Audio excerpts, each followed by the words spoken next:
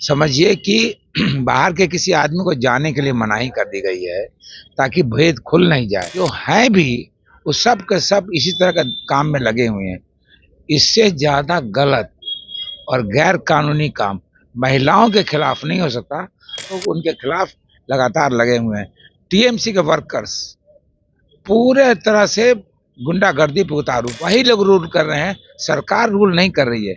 जितने गुंडे तबके के लोग हैं टीएमसी के, वही लोग पूरे राज्य को चला रहे हैं कि प्रेसिडेंट रूल लगना चाहिए, क्योंकि महिलाओं का वहां वर्चस्व कुछ है ही नहीं। वो ऐसा लगता है जैसे कोई कैटल है। सर, आप देख रहे हैं नेशन सिटी लाइव। मैं हूं सुधेंदु ब्रह्मन। देखिए, पश्चिम बंगाल में जिस तरह से संदेश खाली एक जगह है जहां पर महिलाओं के साथ जो यौन उत्पीड़न का कार्य टीएमसी के कार्यकर्ताओं के द्वारा किया जा रहा है, इसी मुद्दे पर बातचीत करने के लिए हमारे साथ जदयू के राष्ट्रीय प्रवक्ता राजीव रंजन जी हैं।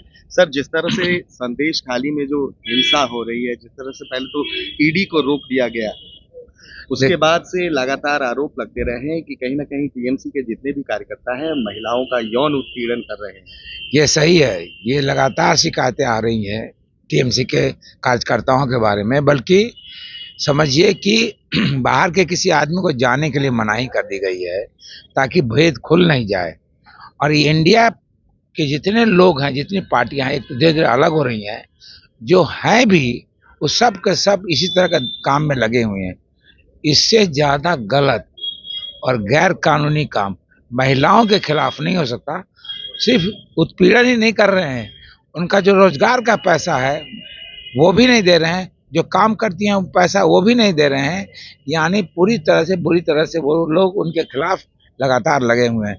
टीएमसी के वर्कर्स पूरे तरह से गुंडागर्दी पे उतारू हैं वहां। शाहजहां शेख के बारे में बताया जा रहा है कि जिस तरह से ईडी छापा मारने के लिए उनके यहाँ जाती है और ईडी को वहां से बैरंग वापस लौटना पड़ता है, ईडी की टीम पर हमला किया जाता है। कहीं ना कहीं सरकार में वर्चस्व की जो बात चल रही थी, क्या लग रहा है कि नहीं, देखिए ये सही है, ये सही है कि ममता दीदी यानी वहां की जो सरकार है उसके कई इस तरह के गुंडे हैं पूरे स्टेट में, जो लगातार अपने ढंग से रूल कर रहे हैं। बल्कि वही लोग रूल कर रहे हैं, सरकार रूल नहीं कर रही है। जितने गुंडे तबके के लोग हैं टीएमसी के, वही लोग पूरे राज्य को चला रहे हैं। और ये इसीलिए ऐसी इस तरह की हालत लगातार बनी हुई है। सुप्रीम कोर्ट ने हालांकि इस पर संज्ञान लिया है। क्या लग रहा है कि ये जो मामला है, क्या वहां पर अब जो हालात हैं क्या सुधरेंगे? हालांकि प्रधानमंत्री मोदी की भी रैली वहां से अगल बगल में ही होने वाली है। देखिए, बता रहे हैं आपको, यह तो बहुत बड़ी बात और अच्छी बात है कि सुप्रीम कोर्ट ने इसको संज्ञान में लिया है और कुछ न कुछ ऑर्डर पास करेंगी। बल्कि वहाँ की जो महिलाओं का कमीशन है उसने भी कहा है कि स्थिति इतनी खराब है कि प्रेसिडेंट रूल लगना चाहिए, क्योंकि महिलाओं का वहाँ वर्चस्व कुछ है ही नहीं। वो ऐसा लगता है जैसे कोई कैटल है, हम जैसे चाहें उपयोग कर सकते हैं। ये बिल्कुल गलत है। मणिपुर हिंसा को लेकर जिस तरह से जो बवाल मचा था, क्या लग रहा है कि उसी तरह की घटना है जो पश्चिम बंगाल की घटना है, उसी तरह की घटना है? तो क्या लग रहा है कि विपक्ष खामोश है? जिस तरह से राहुल गांधी, ना ही अन्य भी जो इंडिया गठबंधन के जो लोग हैं, कुछ बोलने से परहेज कर रहे हैं। क्या लग रहा है देखिए, कि गठबंधन टूट ना जाए इसलिए कहीं ये सब तो नहीं? देखिए, हमने पहले भी, आज भी कहा है, 2 दिन पहले भी कहा है कि राहुल गांधी जो यात्रा कर रहे हैं, तो इस वहां जाके यात्रा क्यों नहीं करते? जहां पे इतनी शिकायतें आ रही है वहां पे जाके यात्रा क्यों नहीं करते? दूसरी सबसे बड़ी बात बता दें आपको कि कानून नाम की चीज बंगाल में नहीं है। और जितनी अत्याचार किया जा रहा है महिलाओं पे, उससे बड़ा ज्यादा अत्याचार कहीं नहीं हो सकता। और मणिपुर फेल कर गया उसके सामने, मणिपुर एकदम फेल कर गया। बल्कि मणिपुर उससे कम से कम अच्छी स्थिति में है।